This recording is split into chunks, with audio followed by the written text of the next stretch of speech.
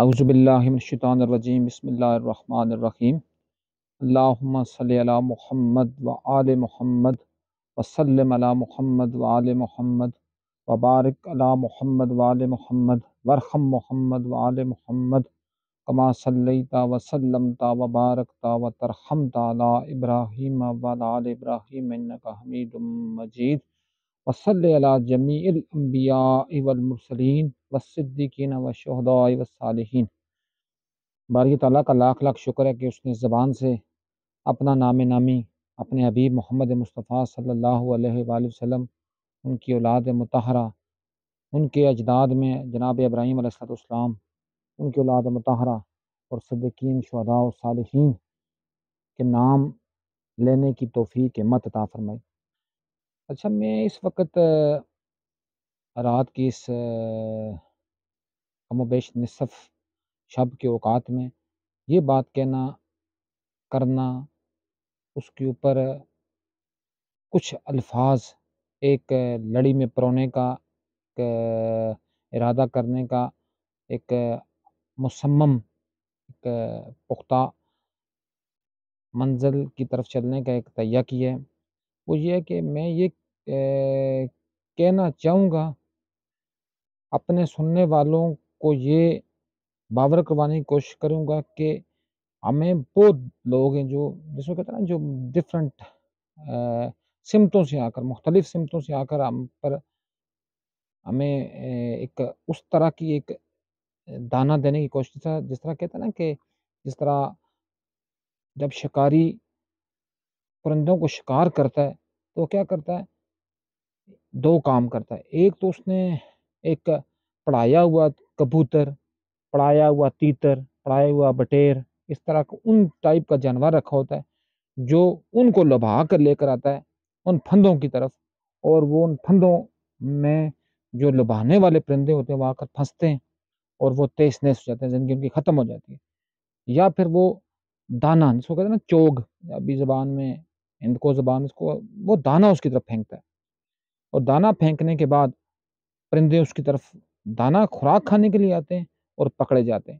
اسی طرح یہ جو ملا ہیں، یہ جو مفسر ہیں، یہ جو محدث ہیں، جنہوں نے اپنے پیٹ کی دوزخ کو بھرنے کے لیے عوام کی آنکھوں کے اوپر وہ تھوپے ڈال دیے کہ جن تھوپوں سے نہ ان کو اپنی بصارت نظر آتی ہے، نہ وہ کسی صاحب بصیرت کو دیکھ سکتے ہیں، نہ وہ صاحب بصیرت کو پہچان سکتے ہیں۔ ان کے نزدیک صاحب بصیرت کا مطلب، یا جس کو کہتے ہیں نا کہ اللہ والے کا مطلب یہی ہوگا جس نے چوگا پہنا ہوگا، جس نے امامے باندھے ہوں گے، جس میں امامے کے پیچ لگے ہوں گے۔ ان کے نزدیک شاید میں بھی عارف اللہ کی پہچان یہ ہوگی کہ جس نے ٹخنوں سے اوپر شلوار کی ہوگی، جس نے ماتھوں کے اوپر سجدے ٹیک ٹیک کر محراب بنائے ہوں گے، تو شاید میں بھی وہ ان کو عارف اللہ سمجھیں اور انہی کی بات کو لائق تحسین یا لائق تعظیم سمجھیں۔ تو وہ ایک بڑی زبردست کسی نے بات کی تھی نا کہ دستار کے ہر پیچ کی تحقیق لازم، ہر صاحب دستار لائق تعظیم نہیں ہوتا۔ تو بات یہ کہ ہر ایک صاحب دستار کو ہم لائق تعظیم نہ سمجھ سکتے ہیں اور نہ سمجھنا ضروری ہے، بلکہ جب تک آپ ڈسکورس انالیسس، جب تک آپ کسی بھی، میں تو کہتا ہوں، میں آپ کو یہ ببانگ دول ایک بات کہوں گا اپنے سننے والوں کو، کہ آپ کوشش کریں، آپ یہ تہیہ کر لیں کہ جس بندے کے اوپر پابندی لگی ہو آپ اس کی محفل میں بیٹھنا پسند کریں، اس کے بعد جس کتاب کے اوپر پابندی لگی ہو آپ اس کتاب کو پڑھیں، کیونکہ ویسے کسی کے اوپر پابندی لگتی ہی نہیں ہے جب تک اس کے پاس کچھ ورتھ نہ ہو۔ جس طرح کسی نے بڑی زبردست بات، میں ایک پڑھ رہا تھا، بڑی کلاس کی بات تھی کہ اگر سقراط زہر کا پیالہ نہ پیتا تو سقراط مر جاتا۔ مطلب کسی کے ذہن میں شاید میری بات آئی ہو کہ اگر سقراط کون، جس کے بارے میں کہتے ہیں کہ فلسفے کا امام، جس کو کیا کہیں وزڈم کا بانی، جس کو کیا کہیں منطق کا بانی، جو ارسطو، افلاطون اور اسکندر اعظم جیسی جس کو کہتے ہیں بے بدل شخصیات کا درجہ بدرجہ استاد تھا، کیا کہا گیا کہ اگر وہ زہر کا پیالہ نہ پیتا تو سقراط مر جاتا۔ سقراط نے زہر کا پیالہ پیا، سقراط آج تک امر ہے، اور اس کو زہر کا پیالہ پلوانے والے دنیا سے اس طرح مٹ کے جس طرح آگ جب لکڑیاں ان کو جلاتی ہے، آگ جب لکڑیوں کو جلاتی ہے تو جلا کر وہ راکھ بن جاتی ہے، راکھ پھر بعد میں تیز مطلب اس کا وجود ہی ختم ہو جاتا ہے۔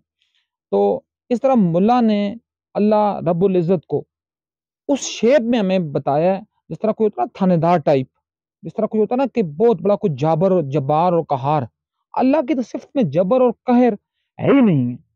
جب بھی رحمت یا اس کا کرم جوش میں آتا ہے تو وہ بھی جو رحمت اور کرم کا جوش جو ہوتا ہے وہ اس کا میں کہوں اگر وہ اس کا کسی حد تک اس کا غضبناک پہلو ہوتا ہے۔ اگر اللہ کا غضب ہو جائے تو کائنات تہس نہس ہو جائے۔ مالک ہمیں اگر فرض کیا ہم کسی غلط کام کرنے کے لیے جا رہے ہوں، ہم چوری ڈاکے کے لیے جا رہے ہوں، راستے میں جاتے ہوئے ہمیں ایکسیڈنٹ ہو جائے اور ہمارا پاؤں ٹانگ ہاتھ فریکچر ہو جائے تو اس کا کیا مطلب ہے؟ اللہ کا یہ غضب ہے؟ نہیں، یہ اللہ کا غضب نہیں ہے، یہ اللہ کی رحمت تھی جس نے جوش دیا ہے تاکہ بندہ اس کام سے بچ جائے، اس کام سے رک جائے۔ تو ملا نے ہمیں کیا سمجھایا؟ ملا نے ہمیں سمجھایا کہ شاید کیا پتہ اللہ کوئی ہٹلر ٹائپ کی مخلوق ہے، اللہ تھانے دار ہے، اللہ نے صرف اور صرف کیا کرنا ہے؟ جہنم کو بھرنا ہے جہنمیوں سے۔ اللہ پاک رب العزت رب کعبہ خود فرماتا ہے کہ میں اپنی مخلوق سے 70 ماؤں سے زیادہ پیار کرتا ہوں۔ اب دیکھیں، ماں قربان جائیں اس ہستی پر جس نے ماں کو تخلیق کیا۔ اب ماں کے اس قہر زدہ ماحول میں بھی، اس شدید ٹھنڈ کے ماحول میں بھی جب بچہ پیشاب کرتا ہے تو ماں اس کی ٹھنڈے بستر والی جگہ پر خود سوتی ہے اور اس کو خشک جگہ پر سلاتی ہے۔ تو اگر ایک اللہ 70 ماؤں سے زیادہ پیار کرنے والا تو وہ کیسے چاہے گا کہ اس کی مخلوق جہنم کی اتھاہ گہرائیوں میں گرے؟ لیکن وہ کون گریں گے؟ جو خود اپنے آپ کو اس کا ایل گردانتے ہیں۔ اب وہاں جہنم کا یہ کنسپٹ ہے ہی نہیں ہے۔ میں نے ایک دفعہ پہلے بھی ایک بات کی تھی، جہنم کے 7 درجے، سب سے اوپر جو ہوں گے وہ گناہگار مسلمان ہوں گے اور سب سے نیچے منافق ہوں گے، اور وہ منافق بھی مسلمان ہی ہوں گے۔ منافق کون ہوتا ہے؟ جس کا ظاہر و باطن اور ہو، جو اوروں کو اوروں کی تبلیغ دے اور خود کے لیے خود ہی کی تعلیم کو لازم ملزوم سمجھے۔ تو کہنے کی بات یہ، یا کرنے کی بات یہ کہ ہم لوگوں نے اگر اللہ کو پہچاننا ہے، ہم لوگوں نے اللہ کو اگر پانا ہے، اس کا ایک چھوٹا سا ایک فارمولہ ہے جو میں آپ کو بتا کر اپنی بات کو تکمیل اور پائے تکمیل تک پہنچا دوں گا۔ وہ کیا ہے کہ اللہ خود کیا ہے؟ اللہ کی سب سے بڑی صفت کیا ہے؟ دیکھیں، جب ہم سورہ اخلاص پڑھتے ہیں، کیوں کہا گیا سورہ اخلاص تاہی قرآن کے برابر ہے؟ تاہی قرآن کے برابر وہ ہوگا نہیں، جس طرح ملا جو ہوتے ہیں وہ جب یہی تھوپے لگاتے ہیں لوگوں کی عقلوں کے اوپر اور ان کے گھروں میں آتے ہیں، کہتے ہیں جی کہ ہم نے تو آپ اپنے گھر میں سورہ فاتحہ اور سورہ اخلاص کا ختم رکھ لیں اور ہم آ کر وہاں ختم پڑھیں گے اور ہم اپنے جہنم کی آگ کو بھریں گے اور ہم نکل جائیں گے۔ تو مطلب اس کا کیا ہے؟ وہ فلسفہ نہیں بتاتے۔ فلسفہ یہ کہ اس کو کیوں کہا گیا چوتھائی قرآن، اس کو کیوں کہا گیا بعض احادیث میں تہائی قرآن، مطلب تیسرا حصہ قرآن کا؟ کیوں؟ اس میں مالک فرماتا ہے، مالک اپنی صفات اور صفات کے تقاضوں کا تذکرہ کرتا ہے۔ وہ کیا کہتا ہے؟ قل هو اللہ احد اللہ الصمد لم یلد ولم یولد ولم یکن لہ کفوا احد۔ دیکھیں، سید عطا اللہ شاہ بخاری ایک بڑی نابغہ روزگار ہستی تھے، اللہ پاک ان کی قبر کو جنت کے باغوں میں سے ایک باغ بنائے۔ اللہ ان کی جو انہوں نے طریقہ کار ہمیں بتایا ہے اس طریقہ کار پر ہمیں چلنے کی توفیق دے اور جنت کی کھڑکیاں، جنت کی محلات ان کے لیے آسان فرما دے۔ وہ فرماتے ہیں کہ میں ایک دفعہ قید میں، انگریز سرکار کی قید میں بند تھا، تو میں ایک بڑی اونچی آواز سے میں پڑھ رہا تھا اللہ الصمد، سورہ اخلاص پڑھ رہا تھا اللہ الصمد۔ میں کہنے لگا جی کہ اللہ بے نیاز ہے۔ تو اسی اسنا میں ایک ہندو جو تھا پنڈت، جو برہمن تھا، وہ اٹھ کر آیا اور وہ اٹھ کر آ کر کہتا ہے جی کہ تو یہ آپ نے یہ کیا لفظ پڑھا ہے؟ اس لفظ کی تحقیق اور اس کی تفسیر اور اس کے معنی اور اس کے مطالب کیا ہے؟ تو جب سید اللہ شاہ بخاری اس کی طرف گئے تو انہوں نے کہا کہ اس اللہ الصمد کے لفظ کی، الصمد کے لفظ بے نیاز، اس کی تفسیر سب سے زیادہ میں نے اس ہندو پنڈت سے سیکھی۔ بے نیاز ذات کے جس کا کسی کے ساتھ، کسی کے اوپر کوئی لینا دینا ہی نہیں ہے، اسی لیے اللہ نے کہا نا کہ اللہ الصمد لم یلد ولم یولد۔ وَلَمْ يَكُنْ لَهُ كُفُوًا أَحَدٌ، اور کوئی بھی اس کا ہمسر ہو ہی نہیں سکتا۔ اب بے نیاز ذات کیا ہوتی ہے؟ جو صفات میں، صفات کے تقاضوں میں اور اپنی ذات میں اس کا کوئی ثانی ہی نہ ہو، اس کا کوئی پرتو ہی نہ ہو، اور وہ اپنی مخلوق کے لیے اتنی سہل ہو، اتنی آسان ہو۔ اس لیے اللہ پاک نے قرآن میں فرمایا نا، نحن اقرب علیہ من حبل الورید، میں تمہاری شرح سے زیادہ قریب ہوں، کہ جو اللہ کو پکارنا چاہے اللہ اس کو، اس کی آواز اپنے کانوں میں جانے سے پہلے اس تک پہنچ جائے گا۔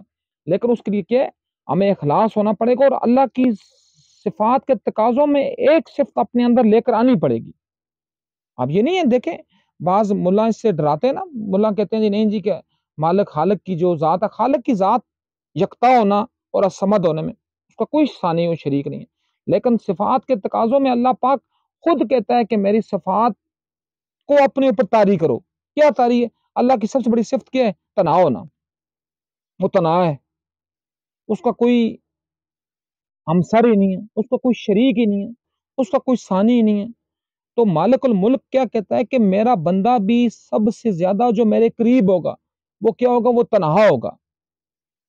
جب وہ تنہائی کو اپنے اوپر طاری کرے گا، اس لیے دیکھیں یہ بڑے بڑے جو اگر ہم اس کو ریلیجن وائز بھی کہیں، انبیاء کرام سے لے کر اور صوفیاء اعظام، اور صوفیاء اعظام سے لے کر اللہ کے اولیاء، اور پھر نیچے آتے جائیں اگر تو ہم وزڈم مائنڈڈ لوگوں کی اگر ہم بات کریں، یا پھر ہم اگر غیر مذاہب میں، مطلب میں تو یہاں تک کہوں گا، میں تو چلو بات لمبی اور ڈیٹیل میں ہو جائے گی، میں تو وہ بھی نہیں کہتا کہ جو بابا گرو نانک تھے وہ بھی، ان کے پاس بھی اللہ کا کوئی وزڈم ہوا ہوگا، اور میں بھی اللہ پاک نے ان کو دولت ایمان سے بھی سرفراز کیا ہو۔ اس کے بعد رام، اس کے بعد گوتم بدھ، اس کے بعد زرتشت۔ تعلیمات پڑھیں نا آپ نے ان کی تعلیمات کیا؟ ان کی تعلیمات سب کی سب توحید کا ہی درس دیتی ہیں۔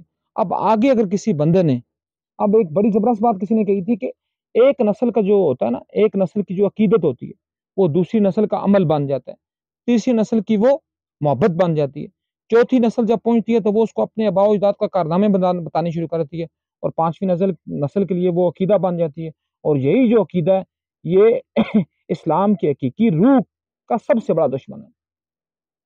اب کیا ان سب لوگوں نے، اب دیکھیں آپ نے اگر گوتم بدھ کی تعلیمات پڑھی ہوں تو انہوں نے کیا کیا؟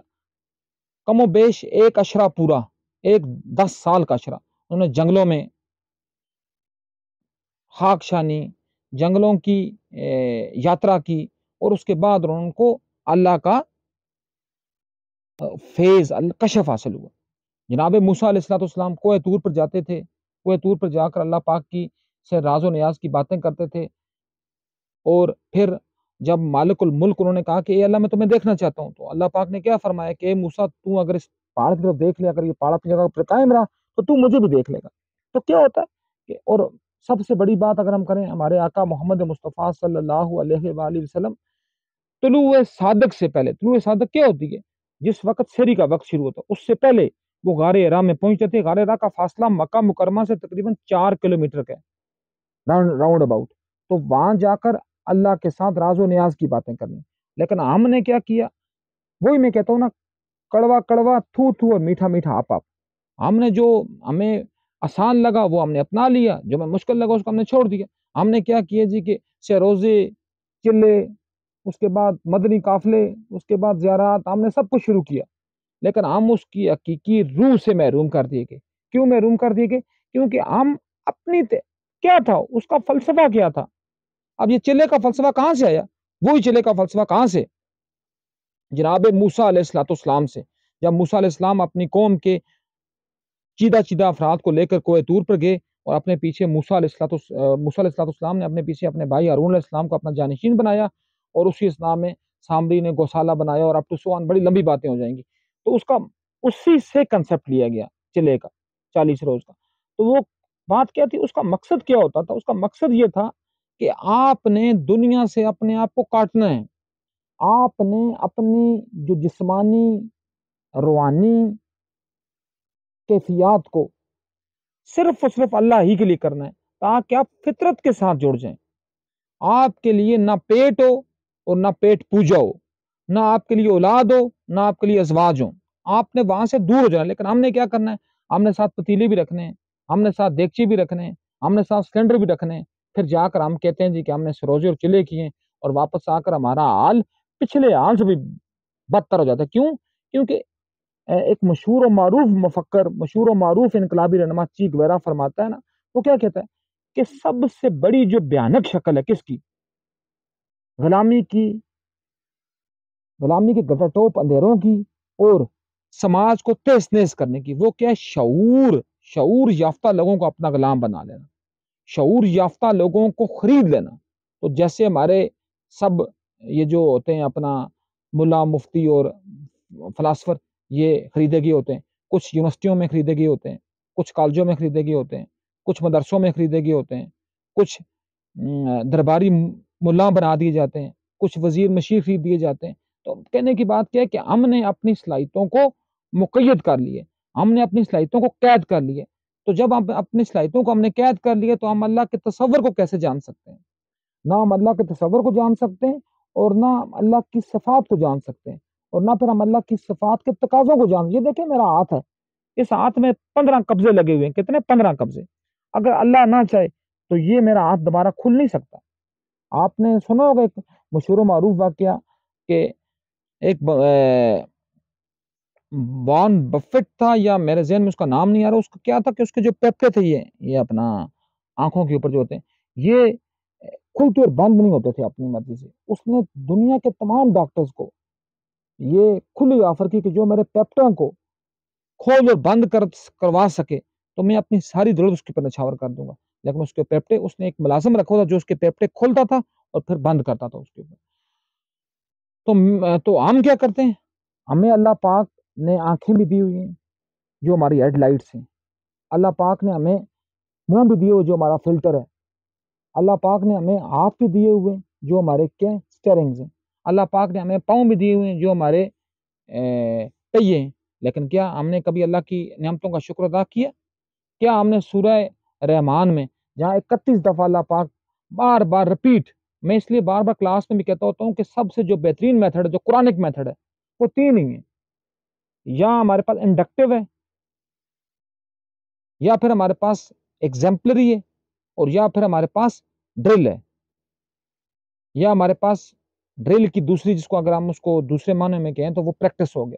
کیا جی بار بار دہرائی کرنا. 31 دفعہ اللہ پاک فرماتا ہے فَبِأَيِّ آلَاءِ رَبِّكُمَا تُكَذِّبَانِ, کیا تم اپنے رب کی کون کون سی نعمتوں کو جھٹلاؤ گے. تو ہم جب صبح اٹھتے ہیں, کیا ہم نے یہ کبھی شکر ادا کیا کہ یا اللہ تعالیٰ لاکھ لاکھ شکر کہ تو نے ہمیں آدھی موت سے, کیونکہ نیند آدھی موت ہے, تو نے ہمیں آدھی موت سے بیدار کیا اور ہم نے ایک نئی صبح دیکھی. نہیں, ہمیں تو رات بھی ہماری ختم ہوتی ہے پیسے گنتے ہوئے, اور صبح بھی ہماری شروع ہوتی ہے پیسے گننے کے منصوبے بناتے ہوئے. میں ایک بندہ ہے محمد اسد, جو پاکستان کے آئین کا خالق بھی ہے, 26 سال کی عمر میں اسلام قبول کیا, یہودیت سے مسلمان ہوا. پاکستان کا یہ جو آئین ہے اس کا وہ خالق, اصل خالق اس کا وہ ہے محمد اسد. اس کی کتاب ہے روڈ ٹو مکہ, طوفان سے ساحل تک, اس کا ترجمہ ہوا ہے. ابھی کوئی پڑھے تو بے شک اس کو مجھ سے بھی مانگے تو میں بھی اس کو پرووائڈ کر دوں گا. لیکن اگر کوئی خود بھی پڑھنا چاہے تو وہ خود بھی اس کو پڑھ کر اس سے کچھ نہ کچھ لے سکتا ہے. اس میں اس نے کیا کہا, میں نے صرف قرآن کی ایک آیت سے میں نے اپنی رحمانی سفر شروع کیا, صرف ایک آیت سے. وہ کیا آیت تھی؟ الہاکم التکاثر حتی زرتم المقابر. کہ کیا ہوا جی, ہلاکت ہے ان لوگوں کے لیے جو مال گنتے ہیں یہاں تک کہ وہ قبریں دیکھ لیتے ہیں, قبروں میں جا پہنچتے ہیں. حتی زرتم المقابر, جہاں تک کہ وہ قبریں جا دیکھتے ہیں. تو کیا ہے, ہم نے کبھی زندگی میں اس کے اوپر غور کیا؟ ہم نے کبھی تنہائی میں اللہ کو یاد کیا؟ ہم نے ابھی کبھی تنہا ہو کر اس وحدہ لا شریک ذات کے ساتھ اپنے کنیکشن کو جوڑا؟ نہیں جوڑا. ہمیں تو مولوی نے صرف وہ کنسیپٹ دے دیا ہے کہ صرف اللہ سے دعائیں کرنا اور اللہ سے مناجات کرنا. بے شک دعاؤں اور مناجات کی بھی بہت بڑی اہمیت ہے, لیکن کیا ہم نے کبھی اللہ سے اس طرح کنیکشن جوڑا جیسے کنیکشن جوڑتا ہے خالق اور مخلوق کا؟ کیوں نہیں جوڑا؟ کیونکہ ہمیں اس کی طرف کبھی ڈائریکشن ہی نہیں دی گئی. ہمیں ابھی چلنے پھرنے کے قابل نہیں ہوتے. ہمیں بستہ دے کر 20 کلو کا بستہ دے کر ہمیں اسکولوں کے حوالے کر دیا جاتا ہے, اور وہاں ہمارے ساتھ وہ اکبر الآبادی علیہ رحمہ فرماتے ہیں نا کہ گلا تو گونٹ دیا لے مدرسہ نے تیرا، کہاں سے آئے صدا لا الہ الا اللہ۔ میرے آقا مولا کائنات فرماتے ہیں کہ 7 سال تک بچے کو کہیں بھی نہ بھیجو، بچے کو اپنے اعتبار سکھاؤ، بچے کو اپنے طور طریقے سکھاؤ، بچے کے اندر اپنی وزڈم کو، اپنی معاشرت کو، اپنی معیشت کو، اپنی سیاست کو، اپنی عبادات کو اس کے اندر راسخ کرو اور پھر اس کو زمانے کے حوالے کرو۔ یہ نہ ہو کہ ویسے آپ نے اس کو زمانے کے حوالے کر دیا تو زمانہ پھر اس کے اوپر جو لکھے گا وہ لکھ سکے گا، تو پھر آپ کس کے اوپر گلا کرو گے کہ کیا ہے؟ اس کے لیے سب سے بڑی ضروری چیز یہ کہ آپ بچے کی ہم نصابی اور غیر نصابی سرگرمیوں پر زور دیں، اس کا کنیکشن خالق کے ساتھ جوڑیں، اس کا کنیکشن فطرت کے ساتھ جوڑیں۔ کیسے؟ دیکھیں یہ بھی کوئی بات پوچھے خالق سے کیسے جوڑ سکتے ہیں؟ سب سے پہلے فطرت سے جوڑیں اس کو، جب وہ فطرت سے جڑ گیا وہ مالک سے خود بخود جڑ جائے گا، اور جب وہ فطرت سے نہیں جڑا تو وہ تباہ و برباد ہو گیا۔ اللہ پاک ہمیں خالق سے صحیح معنوں میں جوڑنے کی توفیق دے، اور میں پھر کہوں گا اس کے لیے جوڑنے کا صرف ایک طریقہ ہے تناؤ ہونا، اور تناؤ وہ ہونا جس میں آپ کا جسمانی، روحانی اور آپ کی یہ جو آپ کے طلب اور شہرت کی تمنا ہے یہ آپ سے کچھ لمحوں کے لیے پس سے پش ڈال دی جائے، تو تب وہ مقام آئے گا جس کے بارے میں اقبال فرماتا ہے کہ خود ہی کو کر بلند اتنا کہ ہر تقدیر سے پہلے خدا بندے سے خود پوچھے کہ بتا تیری رضا کیا ہے، وما علینا الا البلاغ المبین۔